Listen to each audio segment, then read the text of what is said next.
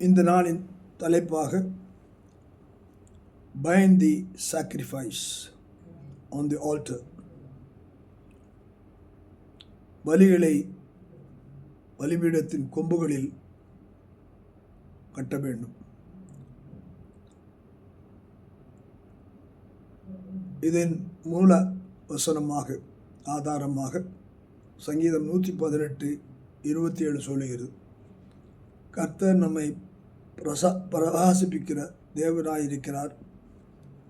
பண்டிகை பலியை கொண்டு போய் பலிபீடத்தின் கொம்புகளில் கயிறுகளால் கட்டுங்கள்.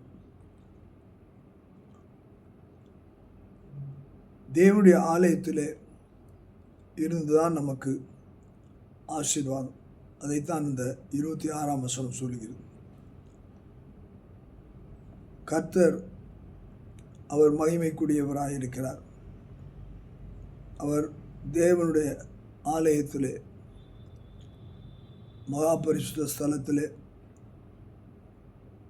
அந்த பழைய ஏற்பாட்டு நாட்களிலே இருந்தார்.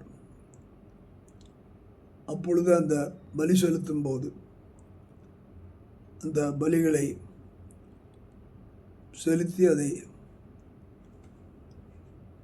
அந்த பலிபீடத்திலே கொண்டு போய் அந்த கொம்புகளிலே பலிபீடத்தின் 4 மூலையில் இருக்க கொம்புகளிலே அந்த பலியை கட்டுவார்கள். நம்முடைய மாமிசங்கள் அங்கே முழுமையாக சுட்டரிக்கப்படுவதற்காக அந்த கொம்புகளிலே முழுமையாக நெருப்பினாலே சுட்டரிக்கப்படத்தக்கதாய் இந்த அர்ப்பணிப்பு அந்த பலிபீடத்திலே கட்டப்படுகிறது. இன்றைக்கு சுயம் சாம்பலாய் மாறுவதற்கு, மனுஷிகம் தலை தூக்காமல் இருப்பதற்கு பலிகளை தேவனுடைய பிரசன்னத்திலே நாம் முழுமையாக வைத்து